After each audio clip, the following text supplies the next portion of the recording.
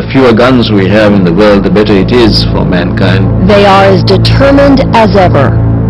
Mr. Chairman, small arms and light weapons are truly weapons of mass destruction. The United Nations conspiring with the majority of its members to do what they've already done to their own citizens. Deny you your firearm freedom. In New York, right here in our own shores, we've got a Trojan horse. They want to set U.S. firearms policy. They want to take the decision away from the U.S. electorate and undermine our Constitution. That's really their ultimate agenda, to bring the United States down from the pinnacle of freedom to simply being another one of these socialist states where the government controls everything. And just who are these gun grabbers? Countries like Japan. We strictly punish and control the possession and the use of small arms by civilians. Britain and Australia. Firearm owners in Australia must also demonstrate a genuine reason for ownership. The Netherlands. It's my firm conviction that the illicit trade cannot be tackled without involving the legal arms trade. And Canada, led by its former Minister of Justice, Alan Rock. Registration is the cornerstone of the entire strategy. Alan Rock is now Canada's voice at the United Nations. His anti-gun agenda is now front and center at the world stage. That's scary. Scary because the United Nations continues to get away with what it does best. It's a stealth operation. Secretly scheming behind closed doors to outlaw your guns. We must not wait until 2006. Accountable to no one. People don't get elected to the UN. And that's the really scary thing.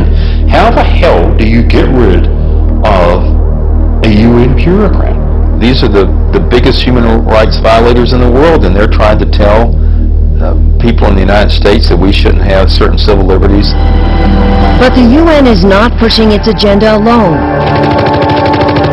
There's a propaganda machine working every day, targeting the NRA and gun ownership as evil. It's called IANSA, the International Action Network on Small Arms. This is not about military small arms. This is not about rocket launchers. What they're really after is my Winchester hunting rifle. Just log on to IANSA's website, and you'll see it's made up of more than 500 anti-gun NGOs, or non-governmental organizations. They are absolutely awesome in terms of the power they have. Power and a plot that is being engineered right here in London, in that building behind me where IANSA is headquartered. Imagine, nearly 230 years after the American Revolution, there are still forces at work here on British soil, determined to trample on your freedoms. These people believe that ultimately they know how to live your life a heck of a lot better than you do. Hi, I'm Rebecca Peters. But the plot gets even thicker. The woman who heads up IANSA, Rebecca Peters, led the gun ban movement in Australia. It's time for tough gun laws. Gun owners forced to surrender their firearms to the saw blade, scrap heap, and blast furnace. Now Rebecca Peters is determined to do the same to American gun owners. We phoned Ms. Peters here at her office and also emailed her requesting an interview, but she never called us back. Rebecca Peters is like a live hand grenade with the pin almost out. She is an extremely dangerous person. Dangerous not only because of what she's done, but because of who she knows. She is good at getting funding, and funding is the key. Working for gun hater and billionaire George Soros' Open Society Institute, Rebecca has secured a seemingly endless supply of money for the UN's global gun control agenda. The pro-gun forces are outnumbered, outspent, 20 to 30 to 1. It's huge. We have thus far contributed $1.87 million. The amount of funding that they're receiving from governments around the world is absolutely staggering. Britain, one of the biggest. After doing some probing, we found out it gave a $2 million grant in 2001 to IANSA through Britain's Global Conflict Prevention Pool's Small Arms Strategy. With titles like that, you can see why the money trail is impossible to trace. I don't know if 10 bloodhounds searching this stuff out with 100 accountants can find it. In fact, you probably didn't know UNICEF is a partner in all of this. Think of the little kid who showed up at your door on Halloween with a UNICEF box. Would you say no? But it's also an instrument to take away your firearms. So the U.S. taxpayers get to pay for a lot of this trash that comes out of the UN to ban what really is a human right. But UN supporters like Amnesty International don't see it that way. The US citizens do not have a blanket right to use these weapons as they feel fit. They think gun owners are primitives who have to be brought into the modern world. And attorney Mark Benenson should know. He was the former chairman for the American branch of Amnesty International. His cousin founded the organization in England in 1961. I recall how horrified they were when they found out that I was a life member of the National Rifle Association.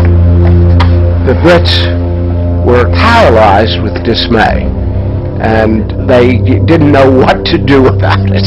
But Mark insists that what they're doing now is not the answer to a safer world. Not at all.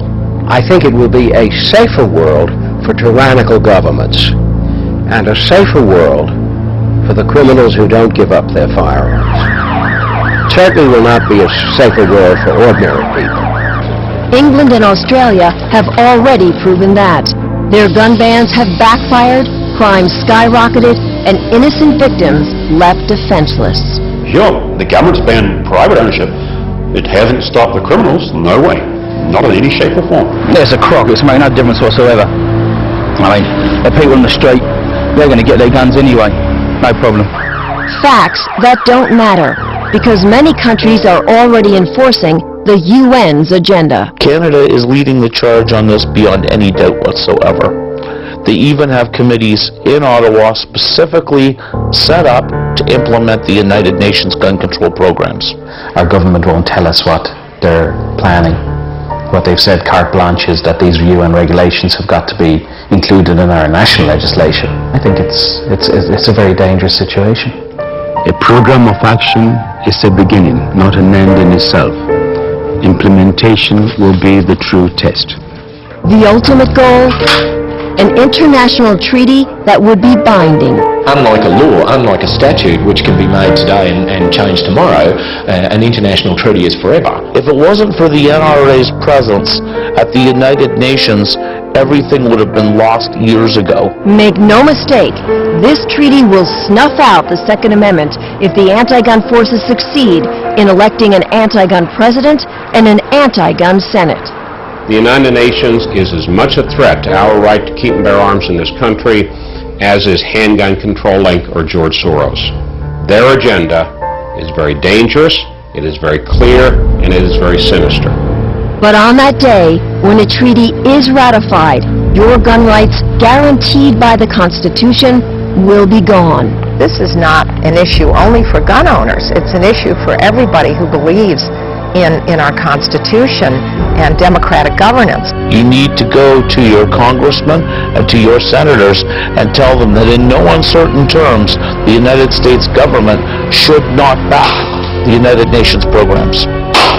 They're treading on dangerous ground, and you cannot let your guard down ever. Let there be no doubt. Dictators around the world hate the United States because the United States is free.